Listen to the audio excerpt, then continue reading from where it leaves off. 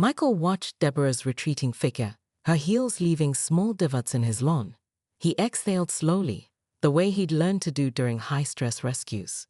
15 years of service had taught him to manage crisis situations, but nothing had prepared him for the petty tyranny of Deborah Winters. Inside his modest kitchen, Michael spread out the documentation authorizing his setup. The Coast Guard Auxiliary Station was small but vital, positioned strategically along the stretch of coastline notorious for sudden squalls and treacherous currents. Last year alone, they'd responded to 27 emergency calls, saving 38 lives. His phone buzzed. A text from Captain Rivera, "Heads up, storm system forming offshore. Possible emergency deployments this weekend." As if on cue, rain began tapping against the windows. Michael moved to the shed, checking the reinforced fuel lines and relay system. The setup wasn't pretty, but it was efficient and, more importantly, could mean the difference between life and death when minutes counted. He ran a diagnostic check, confirming the auxiliary pumps were functioning properly. The next morning, Michael spotted Deborah photographing his house from her driveway. When she noticed him watching, she made a show of documenting a wind chime hanging from his porch. Wind chimes over 8 inches in diameter violate Noise Ordinance 27B, she called out, smiling with artificial sweetness. Later that afternoon, Michael's doorbell rang. He opened it to find an older woman with silver hair and kind eyes. "Commander Torres, I'm Eleanor Jenkins, HOA board treasurer." She glanced nervously over her shoulder. "May I come in? Quickly, please." Once inside, Eleanor's demeanor changed. "I wanted to warn you about Deborah. She's convinced 3 board members to vote with her on anything she proposes." "But my property has special designation," Michael protested, retrieving his paperwork. Eleanor examined the documents. "These are in order, but Deborah's husband is well connected with the county commissioner. She's been lobbying to have your exemption revoked." "On what grounds?" "She's claiming your setup presents environmental hazards, and that the Coast Guard never properly disclosed the nature of the installation to the community." Eleanor sighed. "It's nonsense, of course, but she's persuasive." Michael's phone buzzed again. 2 Coast Guard technicians would arrive tomorrow for routine maintenance on the fuel system. "That won't help your case," Eleanor warned when he told her. "Deborah's already complaining about excessive military traffic in a civilian neighborhood." After Eleanor left, Michael made several calls to his Coast Guard superiors, explaining the situation. The legal officer was not encouraging. "We have proper authorization, Commander, but these local disputes can get messy. Document everything. We'll send an official letter reiterating our easement rights, but tread carefully." That evening, Michael noticed a drone hovering near his property line, its camera clearly aimed at his shed. Minutes later, Deborah emerged from her house with a clipboard, meticulously recording something while staring at his home. As darkness fell, Michael's security app alerted him to movement near the shed. On the grainy night vision feed, he could make out a figure examining the area around his fuel lines, taking pictures of the ground where they entered the soil. The figure looked up directly at the camera, and even in the low-quality video, Michael recognized Deborah's triumphant smile before she turned and walked away into the darkness. The battle lines were drawn, and Michael understood that this wasn't merely about property aesthetics anymore. Somehow, he'd become the target of Deborah's obsession, and that made her unpredictable and dangerous. The new Coast Guard Auxiliary Station sign gleamed in the morning sun as Michael inspected the triple redundant fuel system. 6 months of reconstruction had transformed his property. What had once been a weathered shed was now a proper small facility, designed with both functionality and neighborhood aesthetics in mind. The compromise Eleanor had helped broker satisfied both Coast Guard requirements and community standards. Michael checked his watch. The quarterly emergency response drill would begin in 20 minutes. As if on cue, he heard footsteps approaching on the gravel path. "Permission to enter, Commander?" Michael turned to find Deborah in her auxiliary uniform, clipboard in hand. The transformation still startled him sometimes. Gone were the designer codes and perfectly coiffed hair. This Deborah moved with purpose rather than pretension, her face tanned from hours on patrol boats. "You're early," he observed. "Wanted to run through the communication protocols one more time," she replied, "all business. The high school students volunteering today have never been through a full-scale drill." They walked together toward the dock, an awkward but functional partnership, forged through necessity and court orders. The federal prosecutor had ultimately offered Deborah a deal: significant community service instead of prison time, contingent upon her full cooperation with Coast Guard restoration efforts. What no one had expected was how completely Deborah would throw herself into the work. What began as court-mandated service had evolved into something approaching dedication. She now led the community education program, teaching boating safety to local schools and organizing emergency preparedness workshops. "I heard about your certification," Michael said, breaking the silence between them. Senior Auxiliary Training Officer isn't an easy qualification to earn. A flash of the old pride crossed Deborah's face before settling into something more measured. It was challenging. Worth it, though. They reached the dock where Jason Miller, the teenage fisherman from the rescue, was helping set up emergency equipment. Now a part-time Coast Guard cadet while attending community college, he had become a fixture at the station. "Mrs. Winters," he called out, waving. "I got the navigation exercise you sent. Pretty tricky stuff." Deborah's expression softened momentarily. Her relationship with Jason remained complicated. Her actions had nearly killed him and his father, yet his forgiveness had been one of the first steps in her redemption. She'd taken a special interest in his Coast Guard ambitions, perhaps seeking atonement through his success. "It's supposed to be tricky," she replied. "Real emergencies don't come with easy solutions." The community had changed too. Where once neighbors had complained about Coast Guard activities, they now took pride in their role supporting maritime safety. Several had joined Deborah in auxiliary training. The new HOA regulations, drafted with Eleanor's guidance, explicitly protected essential emergency services while still maintaining reasonable aesthetic standards. Michael's radio crackled. "Command, this is Station 47. Drill scenario deployment in progress." As they watched the horizon, a response vessel appeared, cutting through the waves with purpose. On board was Gregory Winters, perhaps the most unexpected convert of all. After initially threatening to divorce Deborah during her legal troubles, he'd instead joined her in auxiliary training, discovering a talent for maritime law that had transformed his practice. "Sometimes I still can't believe it," Deborah said quietly, watching her husband's boat approach. "How completely I misunderstood what mattered." Michael nodded. "The Coast Guard has a saying. You have to go out, but you don't have to come back. It's about putting others before yourself." "I used to think I was protecting the community," Deborah admitted. "By keeping property values high, maintaining standards. It seemed so important then." The emergency siren began its distinctive wail, signaling the start of the drill. Community volunteers emerged from their homes, moving to designated gathering points with practiced efficiency. Children too young to participate watched with excitement rather than fear, educated now about emergency protocols. "You are protecting the community," Michael said as they moved toward their stations, "just in ways that actually matter."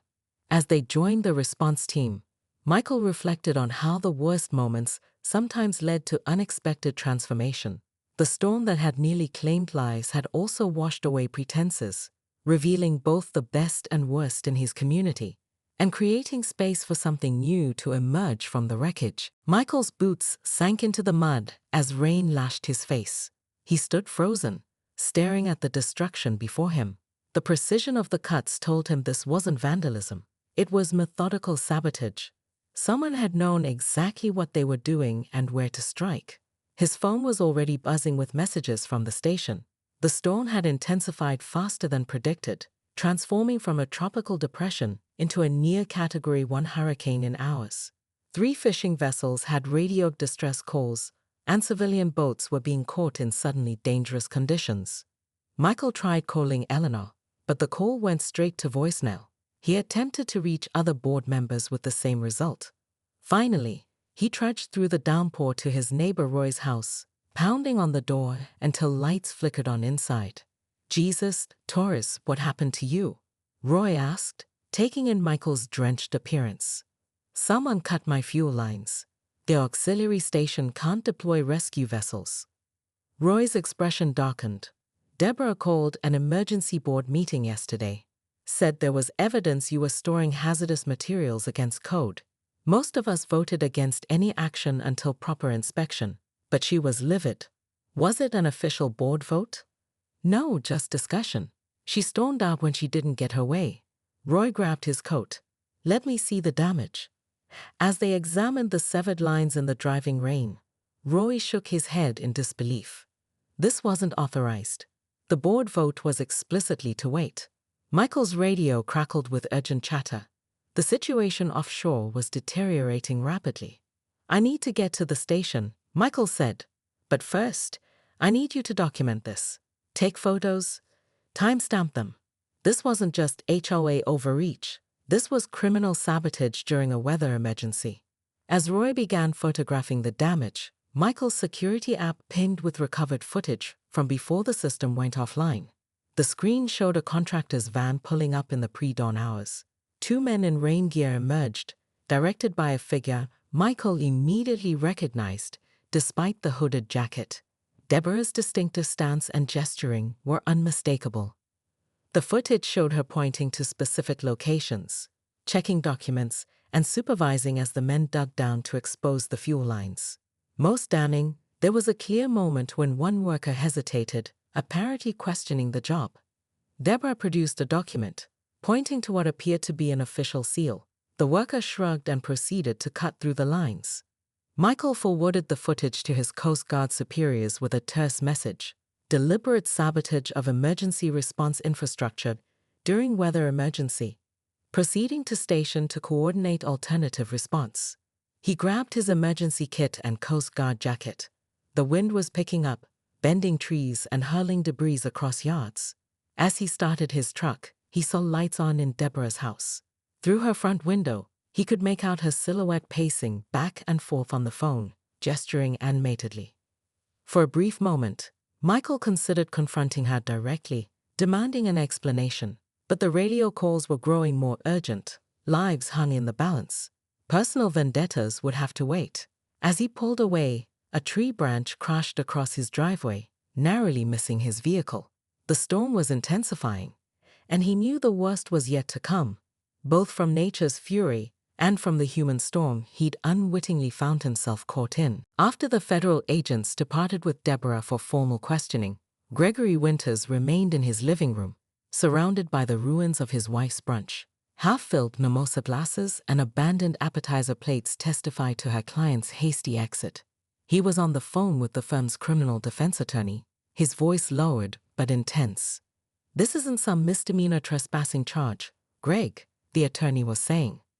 "Tampering with federal infrastructure, obstruction of emergency services during a declared disaster, these carry serious prison time." Gregory massaged his temples. There must be some way to frame this as a misunderstanding. The security footage shows her directing contractors to cut lines she knew were part of an emergency system. They have her signature on fraudulent documents.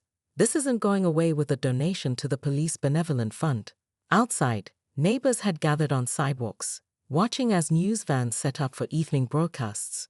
Reporters were already interviewing residents about the HOA president who endangered lives over property aesthetics. At the hospital, Michael stood awkwardly in the doorway of room 412. Inside, the teenage boy from the fishing vessel, Jason Miller, according to the chart, sat beside his father's bed. The older man was connected to monitors, an oxygen mask obscuring his face, but his eyes were open. "Commander Torres?" Jason looked up, recognizing Michael's uniform. "They told us you were the one who coordinated the rescue." Michael shook his head. "I just helped get the boats running. The rescue team did the hard part. They told us about the fuel lines," Jason's father said weakly, removing his oxygen mask momentarily. "Said if you hadn't figured out a workaround so fast, we'd both be gone."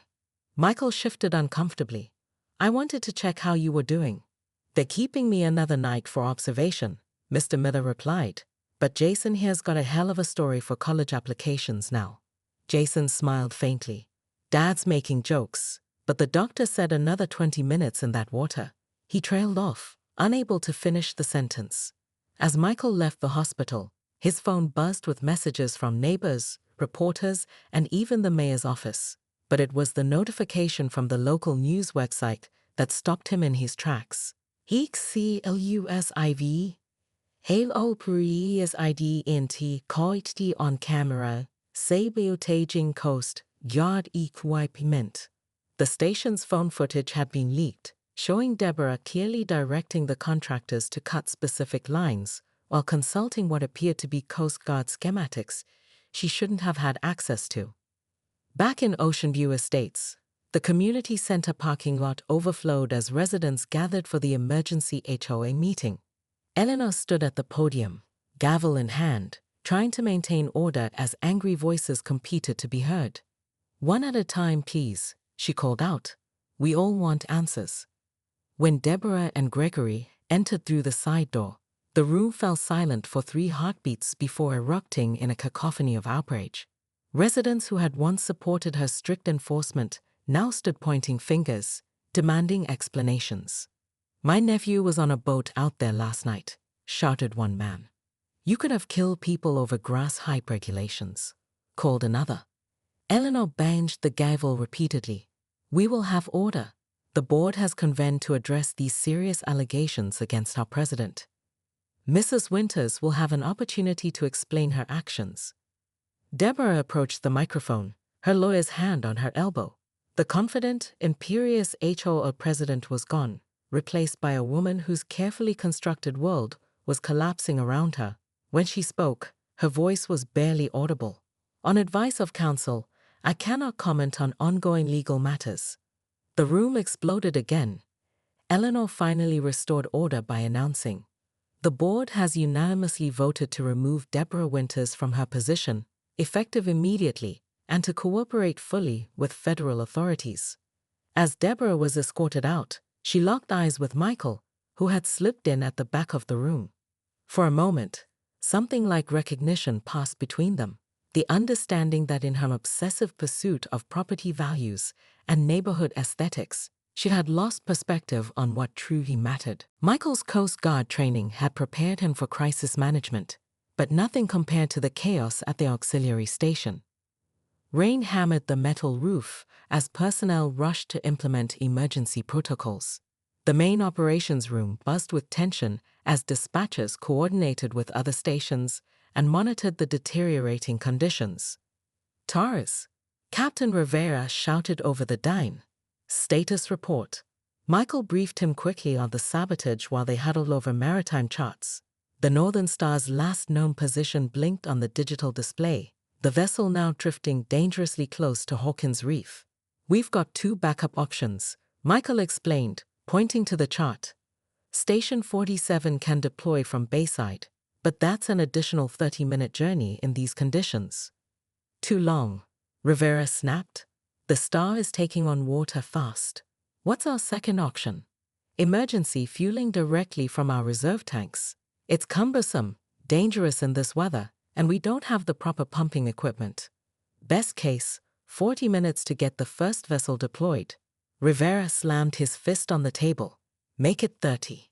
On the radio, the teenage boy's voice cracked with fear. "Mayday, mayday. Dad's overboard. I can see his light, but the waves keep." Static interrupted the transmission. Michael organized the emergency fueling team while Rivera maintained radio contact with the fishing vessel. Coast Guard personnel formed a human chain in the driving rain, passing fuel canisters from the storage bunker to the dock, where they were manually pumping fuel into the rescue vessels. "How much longer?" Rivera demanded, his uniform soaked through. 22 minutes, Michael replied, helping to secure a fuel line that whipped dangerously in the gusting wind. The radio crackled again. "Please hurry," the boy pleaded, his voice smaller now. "I can't see Dad's light anymore." Michael worked feverishly, ignoring the rain stinging his face and the exhaustion setting in. Every minute felt like an eternity. When the first vessel finally roared to life, the rescue team was already aboard, medical gear secured. "Godspeed," Michael said as they cast off, disappearing into the storm-tossed darkness. For the next hour, Michael and Rivera huddled around the radio, listening to the rescue operation unfold in terse professional exchanges. When they finally heard, "We've got them, all accounted for," the room erupted in relieved cheers. But the celebration was short-lived. The medical report came in seconds later: severe hypothermia for both father and son. The older man unresponsive until emergency CPR was administered. If we'd been 10 minutes later, the medic reported grimly, we'd be sending back bodies.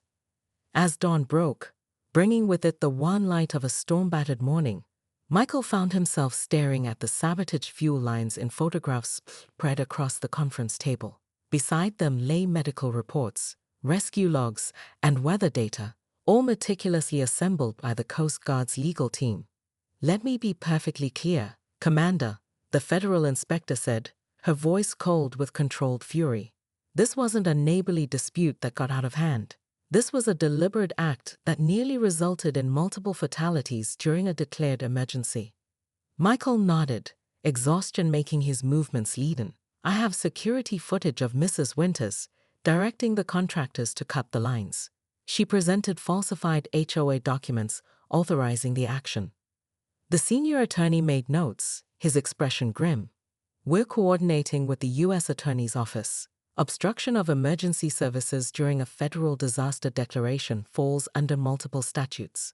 We're talking potential felony charges." Michael's phone buzzed with a text from Eleanor. "Deborah's telling everyone it was scheduled maintenance that you approved.